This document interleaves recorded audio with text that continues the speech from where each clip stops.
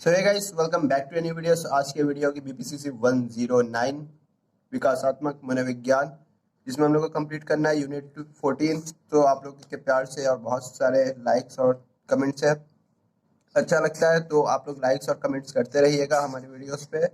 और किसी भी तरीके कोई डाउट और प्रॉब्लम हो तो कमेंट करके जरूर पूछ लीजिएगा। तो समाज पर समाजो समाजोप समाजोपकारी व्यवहार, जैसे कि समाज और उपकारी व्यवहार का ये एक शब्द है, मिला करके बनाया हुआ चीज है। समाजोपकारी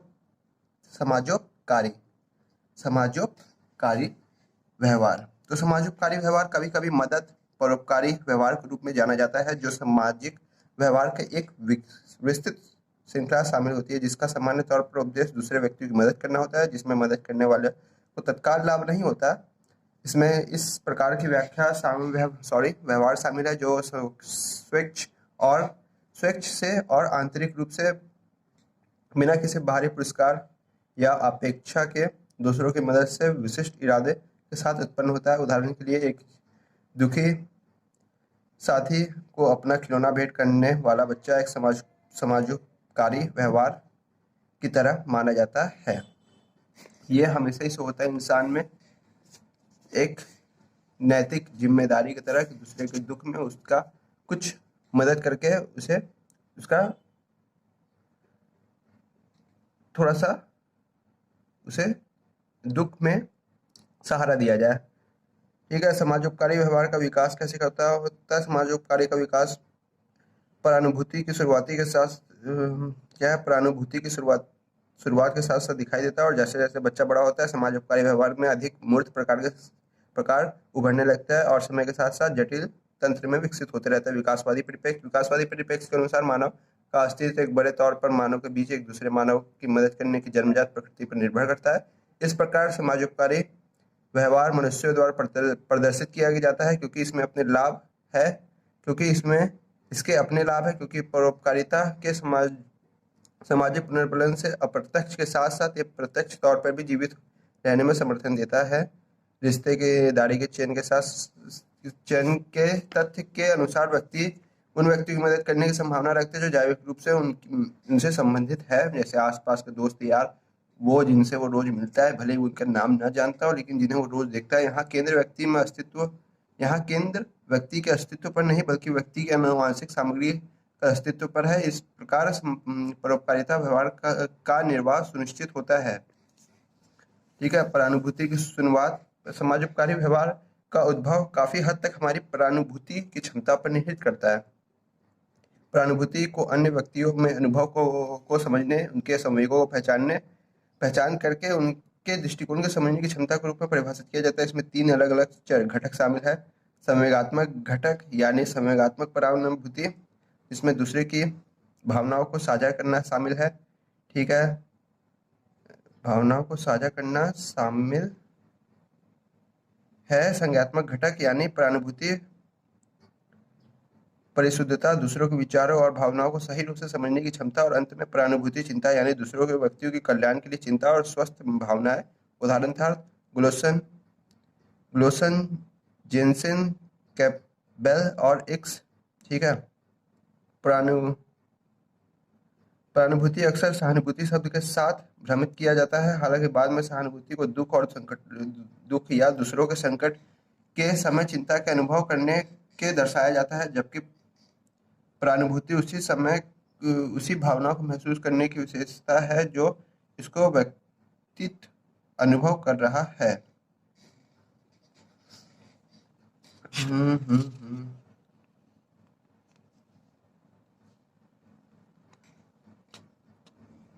मुख्य रूप से क्या है परानुभूति? दूसरे के अनुभवों को साझा करना, उनके अनुभव को अपने रूप में समझना, ये सब चीजें है परानुभूति।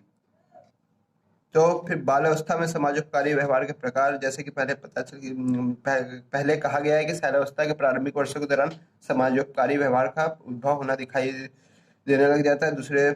शिशु दूसरे के साथ रक्षित कई अपने सकारात्मक व्यवहार प्रदर्शित करने लगते हैं, जैसे दूसरों के साथ वस्तुओं को बांटना, सहयोगी परस्पर क्रिया में शामिल होना, खेल संबंधित क्रिया में भाग लेना, दूसरों के दुख में दुखी होना, जैसे जैसे इस तरह की व्यवहारों में विविधता बढ़ती है, पहचान महत्वपूर्ण हो जाती है। विभिन्न प्रकार के समाजोपकारी व्यवहार विभिन्न विभिन्न आवश्यकताओं की प्रतिक्रियाओं से उत्पन्न होते हैं। इसे ध्यान में रखते हुए समाजोपकारी व्यवहार के 3 रूप में वर्गीकृत किया गया है: सहायक उपदेश, साधात्मक साधात्मक आवश्यकताओं का समाधान करना, अर्थात लक्ष्य निर्देशित क्रिया को पूरा करने में सहायता करने के लिए किसी व्यक्ति की ओर प्रतिक्रिया करना, सांत्वना देना।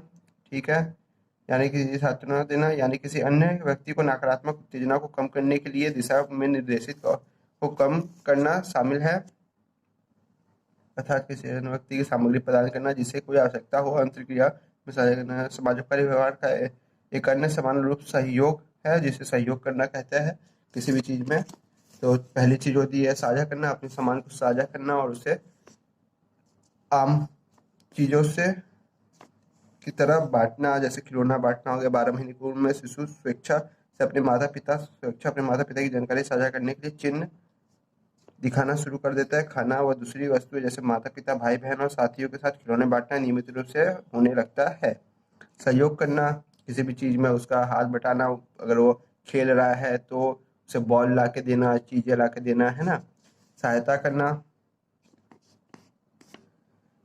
दूसरों की किसी भी मदद हो गई, किसी की भी जरूरत होने पर अपना चीज को साइड रख के दूसरे की चीजों में हाथ बटाना, उसका होमवर्क में दिमाग लगाना, ये करना वो करना। सहायता करना, समाजोपकारी व्यवहार के विकास को प्रभावित करने वाले कारक जैविक कारक होता है। कुछ मनोशारीरिक क्रिया वैज्ञानिकों ने परानुभूति के लिए जैविक आधार पर कई विचाराधीन तथ्यों और प्रकाश डाला और समाजोपकारी व्यवहार के लिए आनुवंशिक पूर्व वृत्ति को समर्थन प्रदान किया।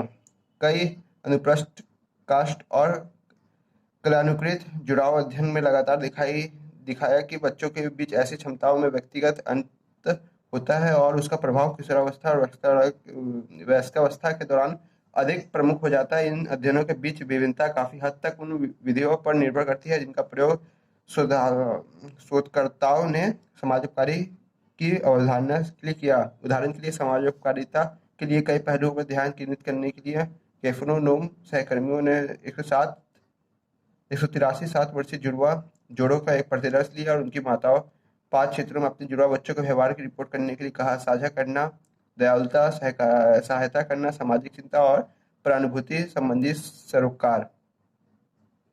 ठीक है, परिणाम के मध्य संबंध R39 0.39 इन उप क्षेत्रों में दिखाया गया। एक अन्य अध्ययन से माता पिता की रिपोर्ट का उपयोग करते दक्षिण कोरिया में 9 से जुड़ों की प्रतिबद्धता पाई गई कि चीजों में जैसे जैसे माता पिता में परोपकारिता, सहायता, साझा करना और चिंता करना ये सब थी, वैसी वैसी चीजें हुई। मनोवैज्ञानिक प्रक्रिया, सामाजिक संज्ञात्मक परिवर्तन जैसे जैसे आता है उनमें किस किस चीज पर यह रहता है कि हम ऐसी ऐसी जगह सहायता करके बदलाव ला सकते हैं चीजों में। संवेगों को समझना, दूसरे के संवेगों को समझना, जब वो चीज स्टार्ट कर देते कि दुख है उसको इस चीजें से हो सकता है, उसका दुख में कमियां हो। अभिप्रेरणा महत्वपूर्ण भूमिका निभाती है। छोटे बच्चों को दूसरी मदद के लिए, बाहरी कारकों, अच्छे व्यवहार के लिए, पुरस्कार प्राप्त करने की सजा से बचने के लिए प्रेरित करता है। धीरे धीरे बदलता है क्योंकि सामान्यीकृत आदान प्रदान की आवश्यकता होती है कि दूसरे ने ऐसे किया, मोटिवेशन, तो हम भी ऐसे करके एक अच्छा अपना पर्सनैलिटी डेवलप कर सकता है और बिना किसी लाभ के एक अच्छी पॉजिटिव प्रोफाइल क्रिएट कर सकता है। जरूरी नहीं है कि कुछ लाभ हो हमें उस समाजोपकारी व्यवहार से। समाजीकरण और पर्यावरणीय प्रभाव पड़ता है। दूसरे लोग भी इन चीज़ों, परिवार के सदस्यों पर पड़ता है। कोई अच्छा काम करता है तो दूसरों को बढ़ावा दिया जाता है और उस काम में समकक्षी होते हैं, शिक्षक होते हैं। समाजीकरण के माध्यम से मीडिया, ये सब चीज़ें, आपको ये होता है समकक्षी जब कुछ करता है तो आपको भी उससे बढ़ावा मिलता है। वैसे इन्वायरमेंट में आप भी उस चीज़ों को मदद करने के लिए आगे बढ़ोगे। तो शिक्षक भी अपने साझा करके ये बता सकता है कि कैसे कैसे समाजोपकारी व्यवहार को बढ़ाया जाए। और समाजीकरण के माध्यम से मीडिया में भी आजकल ये होता है, संस्कृति के माध्यम से भूमिका यहाँ पे के धर्मों के अनुसार क्या कहानियाँ रहती है, उस कहानी से आपको कैसे मोटिवेशन मिलता है और आप कैसे समाजोपकारी व्यवहार करते हो।